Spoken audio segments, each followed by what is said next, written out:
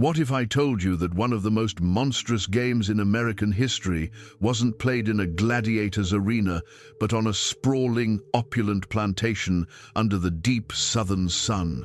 That the stakes weren't mere coins or pride, but human flesh and freedom? This is not a folktale. This is not an exaggeration.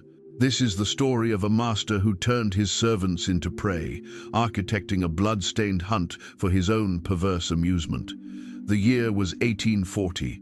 The place was Natchez, Mississippi, a name synonymous with antebellum grandeur, with mint juleps on wide verandas, and a darkness so profound it could swallow a man's soul whole. Welcome to Eclipsed Chronicles. I am your guide into the shadows, where history and horror intertwine. If you are drawn to the secrets that polite society has tried to bury, to the whispers that echo from a past we dare not fully remember, then you are in the right place. Subscribe, and together we will pull back the velvet curtain on the forgotten terrors of our world. Our stage is set at Second Creek, a tributary of the Mississippi River, winding through some of the richest cotton land in the world. Here, wealth was measured in acres and in human beings, and among the wealthy was a man, a pillar of his community, a gentleman of repute. His name is lost to some records, blurred by time and perhaps by design, but the atrocity he orchestrated remains, a scar on the historical record. He owned a vast plantation, and on it he owned people. He saw them not as souls, but as assets, as instruments of his will. And on one unremarkable day, he decided to conduct a symphony of terror. The catalyst is shrouded in the fog of time. Perhaps a valuable piece of silver went missing. Perhaps he sensed a whisper of insurrection, a flicker of defiance in a servant's eye. Or perhaps, and this is the most chilling possibility, there was no catalyst at all. Perhaps it was simply a thought that occurred to a man who believed his power was absolute. A game, a test, a hunt. He gathered a group of his enslaved servants. Imagine their faces, etched with the daily exhaustion of bondage, now clouded with a new, unfamiliar dread. What could the master want at this hour? His words, when they came, were likely calm, deliberate. They carried the weight of a death sentence. He accused them of a conspiracy, of theft, of plotting. The specifics were irrelevant. The accusation was the trigger. He presented them with a choice that was no choice at all. He would hunt them. He gave them a head start. A few hours to flee into the dense, snake-ridden swamps and the thick, unforgiving woods that bordered the plantation. They could run, they could hide, they could try to outsmart their fate, and then he would come for them.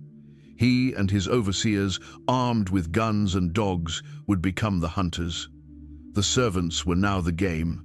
Can you fathom that moment? The dizzying, gut-wrenching terror of being told you are prey. The frantic calculation, the surge of adrenaline tainted with pure despair. They scattered, these men and women, into the wilderness. Their freedom, if they could grasp it, would be measured not in miles, but in minutes. The game was on, and it was stained in blood from its very conception. This is where our story truly begins, at the edge of the woods, with the sound of the master's hounds being unleashed. The hunt was no metaphor. It was real. It was savage. And it would become a legend, not of heroism, but of a darkness so deep it challenges our very understanding of human cruelty. The woods along Second Creek were not a sanctuary. They were a green-walled labyrinth of cypress knees rising from black water, of thorny vines that clutched at clothing and skin, and of unseen creatures that slithered and stalked. For the fleeing servants, this was not a path to freedom, but a treacherous arena. Every snap of a twig beneath their own feet sounded like a thunderclap. Every rustle in the undergrowth could be the master's hounds, their hearts hammered not with the hope of escape, but with the primal, suffocating fear of the hunted. They split up, of course. There was no other strategy. To stay together was to make a single, easy target. So they ran alone, or in terrified pairs. their breaths coming in ragged gasps, their minds racing faster than their legs.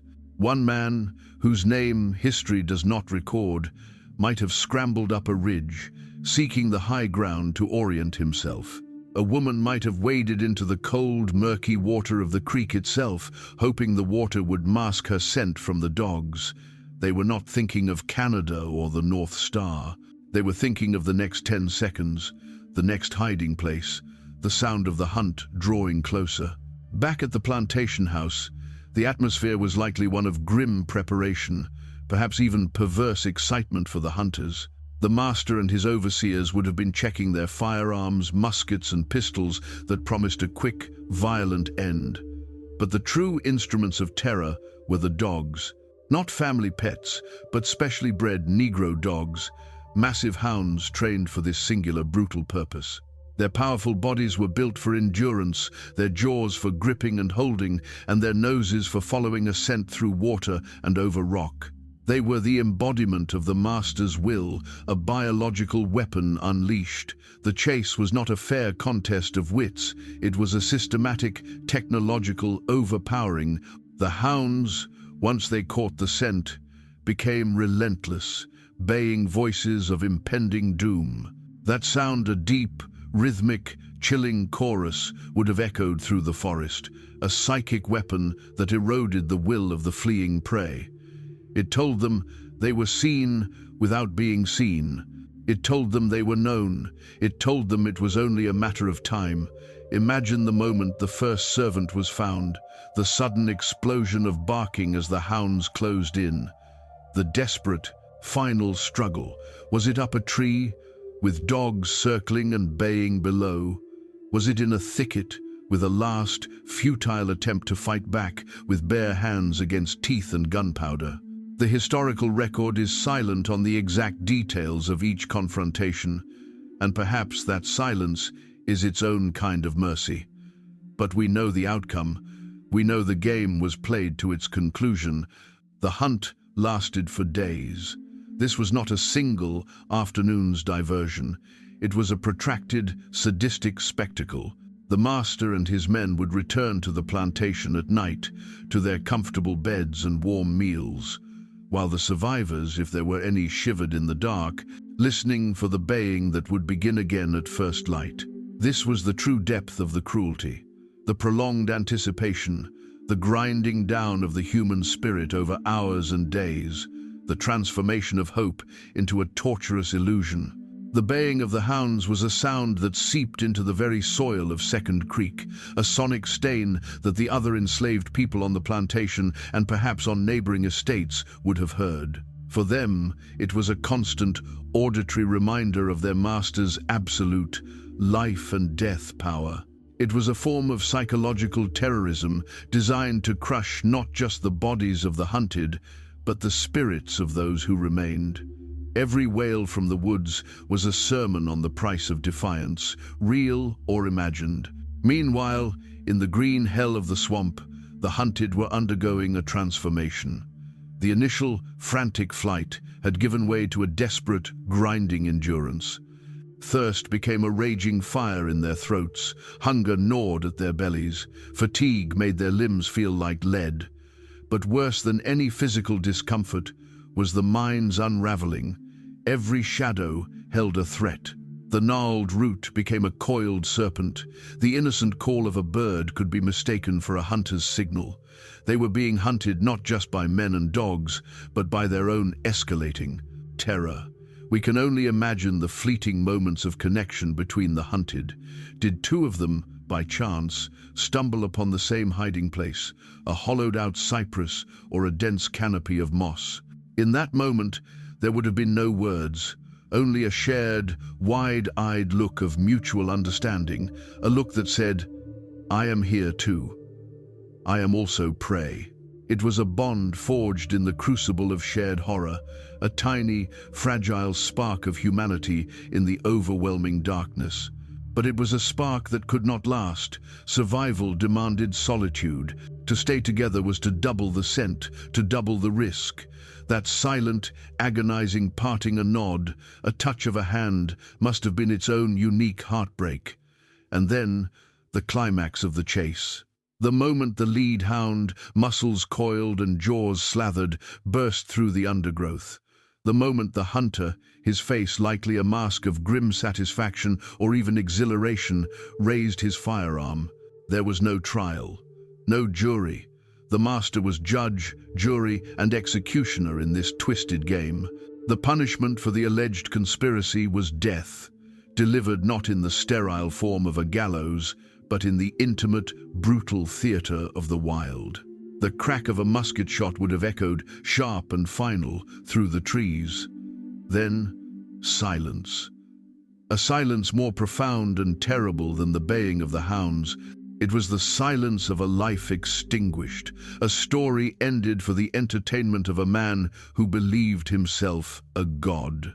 The hunters would have retrieved the body, or perhaps left it as a warning to the others still hiding, a grim testament to the cost of losing the game. The hunt would then continue, the dogs given the scent of the next victim, the cycle of terror repeating itself until the master deemed his point made, his authority bloodily reaffirmed. The silence after a kill was a lie. It was not an absence of sound, but a presence, the heavy, suffocating presence of death. For the hunters, it was a moment of triumph, a confirmation of their dominance over the land and the people on it. For the remaining prey, huddled in their muddy hollows or perched high in trembling trees, that distant gunshot was a clock striking their own potential hour. It was a mathematical certainty. Their numbers were dwindling, the game was progressing, and the odds were shifting, horrifically, in the hunter's favor. What does a human being become when reduced to their most primal state? We shed the layers of civilization, of manners, of hope. The hunted along Second Creek were being stripped down to the raw core of existence, fear, instinct, and a will to live that defied all logic. Some may have been paralyzed by terror, frozen in place until the hounds found them. Others may have been gripped by a frantic, cornered animal courage, ready to fight with nails and teeth when the end finally came. They were no longer thinking of the original accusation, of the stolen silver or the whispered plot. Those were concepts from a different world, a world of houses and rules. Out here, there was only one rule: run or die. Back at the plantation, life went on with a grotesque normality. The other enslaved people were forced to continue their labor in the fields, to cook the meals, to tend the gardens. They had to school their faces into masks of placid obedience, while inside, their minds were in the woods with their brothers and sisters. They heard the gunshots, they saw the hunters return, sometimes with a body, sometimes just with the grim satisfaction of a job done. They had to swallow their grief, their rage, their fear, because to show any of it was to risk being forced into the next game. This was the true genius of the master's terror. It was a spectacle that victimized everyone, not just the direct participants. And what of the master himself? What thoughts circulated in the mind of a man who could orchestrate such a thing? Was it merely about punishment, or was it something darker, more philosophical? This was the Antebellum South, a society built on a foundation of asserting racial superiority. By turning human beings into quarry, he was physically manifesting a deeply held belief that they were less than human, part of the natural world to be tracked, controlled, and disposed of. The hunt was, for him, the ultimate expression of his power and his ideology. It was a living, breathing, screaming proof of his place in the world. Days turned into what must have felt like an eternity. The initial group of prey was being systematically eradicated. The woods, once teeming with the desperate energy of the fleeing, were growing quieter. The master's blood-stained game was nearing its final, inevitable act. But even in the most meticulously planned horrors, there are variables. There are cracks. And sometimes, from those cracks, a different kind of story can emerge, not one of victory, but of a resilience so profound it becomes a legend in its own right. The legend, whispered through the generations and hinted at in the fragmented historical record, suggests that not all of the prey was accounted for. While the master's ledger may have tallied the kills, the swamp, in its ancient, indifferent way, kept a different set of books. It is possible, perhaps even necessary to believe, that one or two of the hunted managed to do the impossible. They vanished.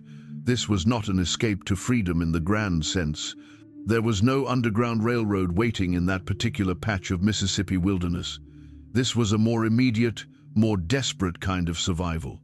To escape the hunt meant to become a ghost.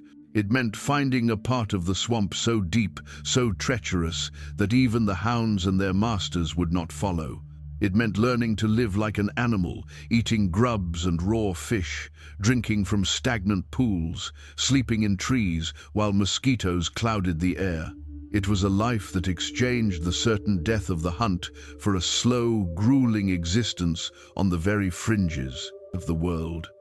Imagine this figure, a man or a woman, crouched in the perpetual twilight beneath a canopy of moss. They are gaunt, their clothes in tatters, their eyes wide with a permanent state of hypervigilance. They have heard the last of the baying hounds, the final, distant gunshots that signaled the end of the game for the others. They are alone. The silence that now fills the woods is not a relief, but a new kind of prison. Every sound they make is a potential betrayal. They are free, but their freedom is a cage of fear and isolation. What did they think about in those long, solitary hours? The memory of the hunt would be seared into their mind, a looping nightmare of snapping jaws and raised rifles. But they might also have thought of the faces of those they left behind on the plantation, a loved one, a child, a friend. To return was unthinkable. It was a death sentence. To move forward was an unknown, filled with its own perils. They were caught in a terrible limbo, a living testament to the master's crime, but one that could never speak of it. And what of the master? Once the hunt was declared over, he would have returned to his mansion, his authority brutally reaffirmed. The bodies of the slain would have been disposed of, buried in unmarked graves, weighted and sunk in the creek, or left as carrion. The official story, if one was needed at all, would have been one of fugitive slaves meeting a tragic but just end. The conspiracy, whether real or imagined, was crushed. Order was restored. The game was won. But a darkness of that magnitude is not so easily contained. It leaves a residue. The other enslaved people would remember. They would tell the story, not in the open, but in hushed tones in the quarters at night. The story of the blood-stained game would become part of their oral history, a dark folktale of the monster who lived in the big house and the ghosts he created in the woods. The master may have won the day, but he had sown the seeds of a legend that would outlive him, a story of such profound evil that it would forever stain his name and his legacy. The immediate aftermath on the plantation was a landscape of trauma, painted in shades of silence and fear.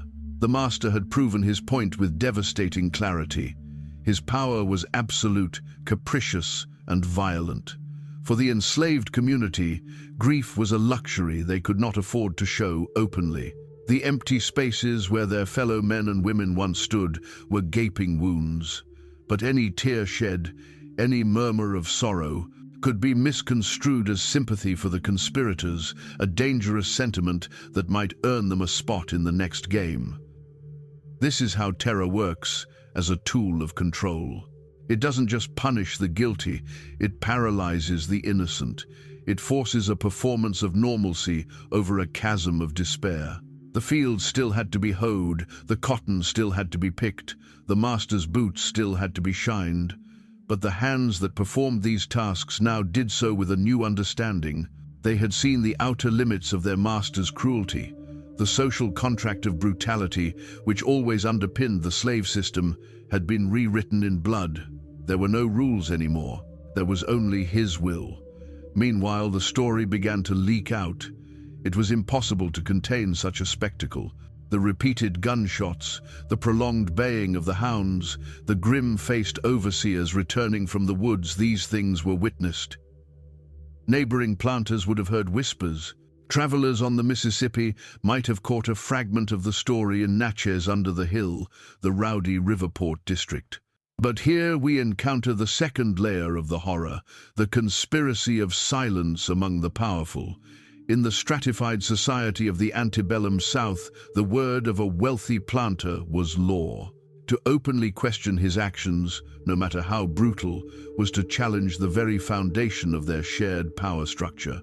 What happened at Second Creek was, to them, an internal matter, a master disciplining his property. The specifics were vulgar, perhaps, but the principle was sacrosanct. There were no investigations, no newspaper editorials, no outcry from the pulpit. The system closed ranks around the perpetrator, not the victims. The blood was scrubbed from the public record before it even had a chance to dry. This is a critical, chilling part of the story. The monstrosity was not just in the act itself, but in the society that enabled it, ignored it, and tacitly approved of it. The master's game was a logical extension of a culture that had already dehumanized an entire race. He was merely playing by the brutal, unspoken rules of his world, taking them to their most extreme and logical conclusion. And what of our ghost, the one who possibly escaped? Their survival became a dangerous secret, a flicker of defiance that the master could not fully extinguish. If they were out there, then his victory was not total. His absolute control had a crack in it. The legend of their escape would have spread through the enslaved quarters like a secret prayer. It was a story that said, "It is possible.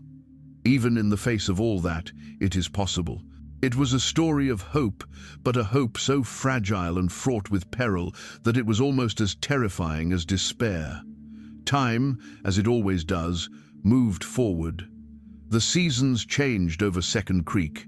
The cotton was harvested, the fields lay fallow, and the oppressive heat of the Mississippi summer gave way to the mild chill of winter. On the surface, life on the plantation settled back into its brutal rhythm. But beneath the surface, the scars of the hunt remained, raw and unhealed. The story of the bloodstained game did not fade. It fossilized into the collective memory of the enslaved, a dark, foundational myth of their community. The master, we must assume, continued his life of privilege and power. He likely entertained guests in his grand home, discussing politics and cotton prices, his reputation untarnished in the wider world. But one has to wonder if the darkness he had unleashed ever echoed back to him. Did he ever walk the edge of the woods and feel a chill that had nothing to do with the weather? Did the cry of a distant hound, once a sound of triumph, now stir something uneasy in his gut? Men who commit such acts often do so from a place of profound insecurity, a need to constantly prove their dominance. The game of 1,840 was the ultimate proof. But like all acts rooted in fear, the satisfaction was likely fleeting, requiring ever greater demonstrations of power. And the ghost in the swamp? Their story is the most haunting, for it is the one most lost to history. Did they succumb to the elements, to disease, starvation, or a snake bite in some lonely thicket? Or did they manage to forge a phantom's existence, perhaps eventually making contact with a secret network of others living on the margins, a community of the vanished? Some legends speak of maroon communities hidden deep in the swamps of the South, small bands of escaped slaves who created their own fragile societies. It is a compelling thought that our survivor may have found not just solitude, but a semblance of community with others who had refused to be prey. This period of uneasy calm was an illusion. The terror of the hunt was a pressure cooker, and the lid could not hold forever. The human spirit, even under the most extreme oppression, has a limit. The memory of the hunted, their faces, their screams, their silent absence at the end of the day, festered. It bred not just fear, but a deep, simmering resentment. The master had sought to teach a lesson in absolute power, but the lesson the enslaved community learned was about the absolute nature of his brutality. There was no appealing to his mercy, for he had none. There was no negotiating with his justice, for it was a sham. The only language he understood was the one he had spoken so fluently, the language of force. This realization is a pivot point. It transforms passive fear into a potential for action. The story was no longer just about what the master had done to them. It was becoming a story about who they were in the face of it. They were the ones who remembered. They were the ones who carried the truth. And truth, no matter how brutally suppressed, is a volatile substance. It was only a matter of time before it sought a voice, before the silence was broken from within. The breaking point, when it came, was likely not a single, dramatic event, but a slow, seismic shift in the atmosphere of the quarters. The enforced silence began to crack. In the cover of darkness, in the hushed spaces between the shacks, the story of the hunt was told and retold. No longer just a tale of terror, it was now a chronicle of specific names, of remembered laughter, of final, agonizing moments. It was an act of remembrance, and remembrance is the first step toward resistance. This is where the master's game truly failed. He sought to atomize them, to turn them against each other through fear. Instead, he created a shared trauma that bound them together in a silent, unbreakable covenant. The community, forced to internalize its grief, began to forge that grief into a cold, hard resolve. The master had shown them the abyss, and in doing so, he had stripped away any last illusions about their situation. There was nothing left to lose.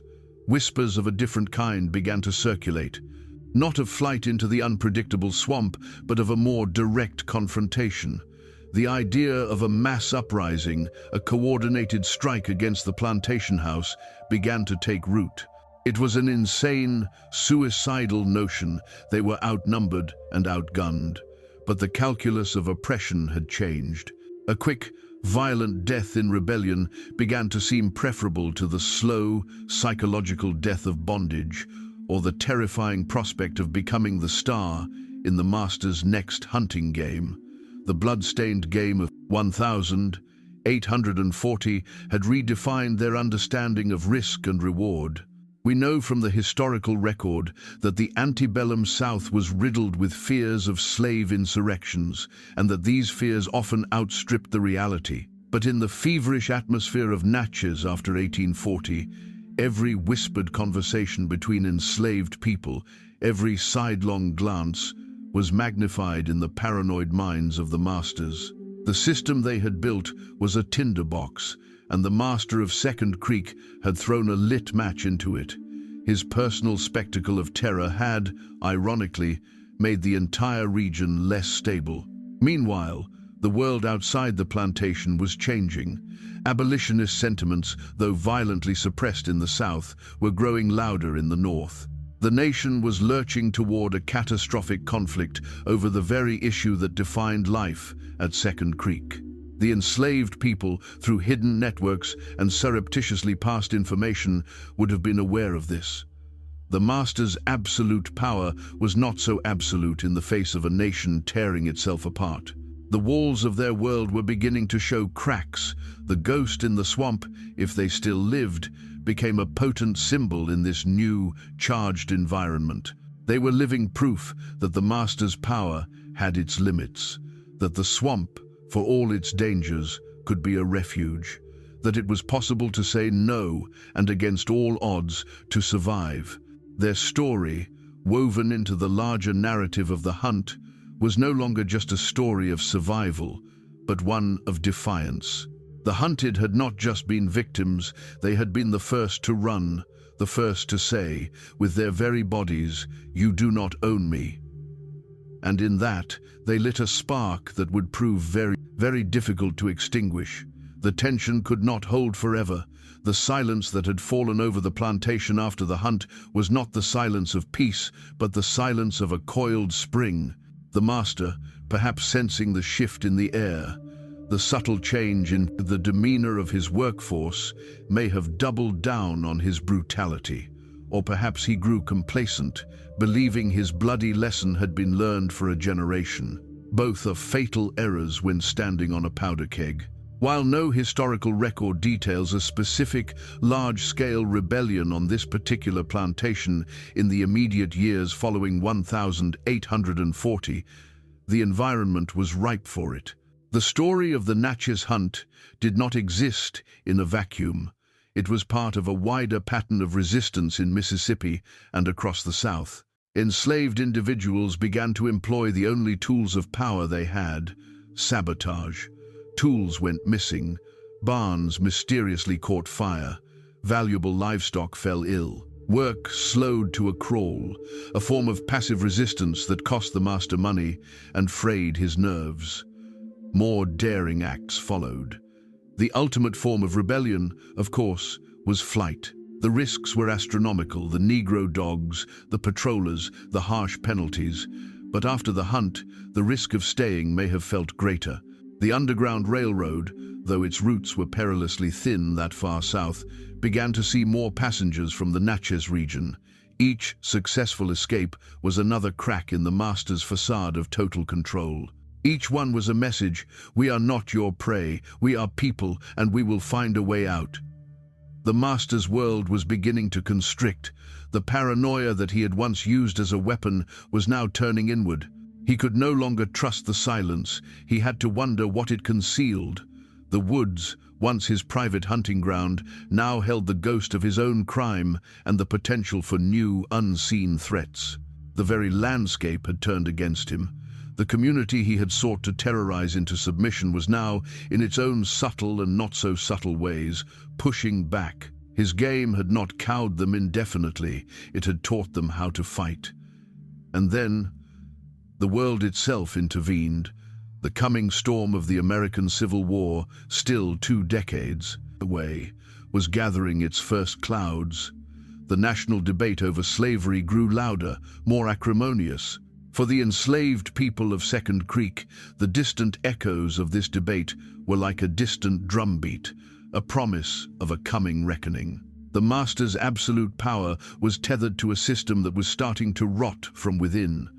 The foundation of his world, the legal, social, and economic framework of slavery, was showing signs of terminal stress. The bloodstained game of 1840 then becomes a pivotal moment, not just in the history of one plantation, but in the long, dark narrative of American slavery.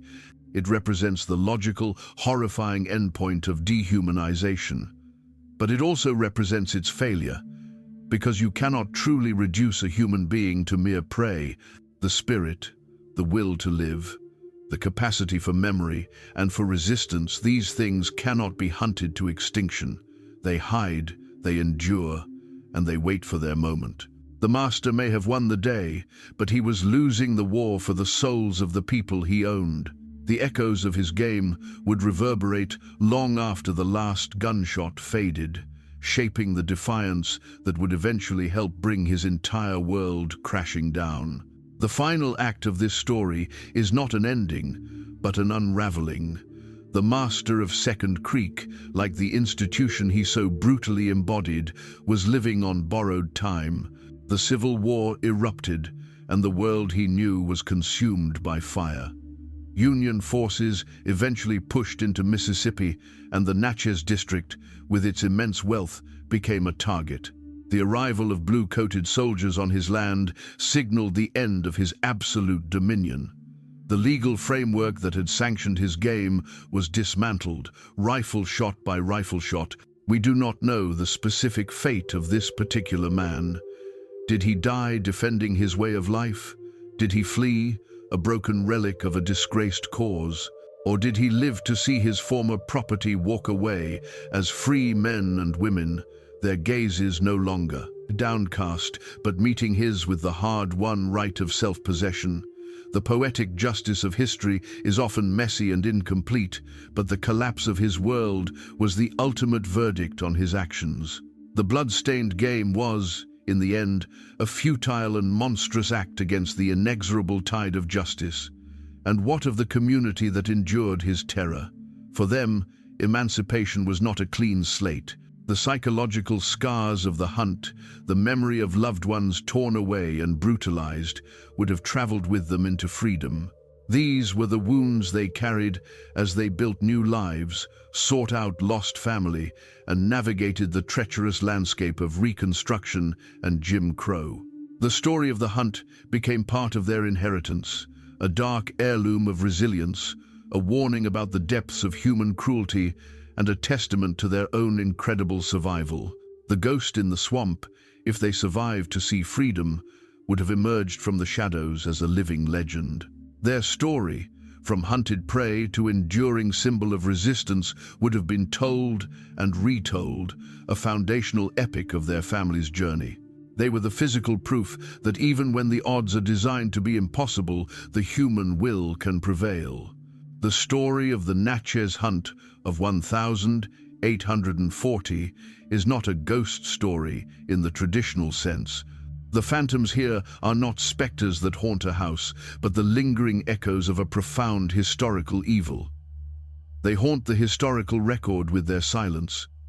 They haunt the land along Second Creek, and they haunt our understanding of American history, forcing us to confront the uncomfortable truth that monsters were not mythical creatures, but men of wealth and standing, and their atrocities were not committed in shadows, but in the broad, unforgiving light of a Mississippi day. This story is why we must never look away from the dark chapters of our past. We must lean in and listen to the whispers that remain. We must remember the names that were forgotten and honor the spirits that were broken. For in remembering, we deny the masters of the world their final victory, the victory of oblivion. This has been Eclipsed Chronicles. If you have walked with us through this darkness and you believe that these forgotten stories deserve to be heard, then we ask you to subscribe. Join our community as we continue to unearth the secrets buried by time. The shadows hold many more stories, and we are just beginning to shed light on them. Thank you for listening.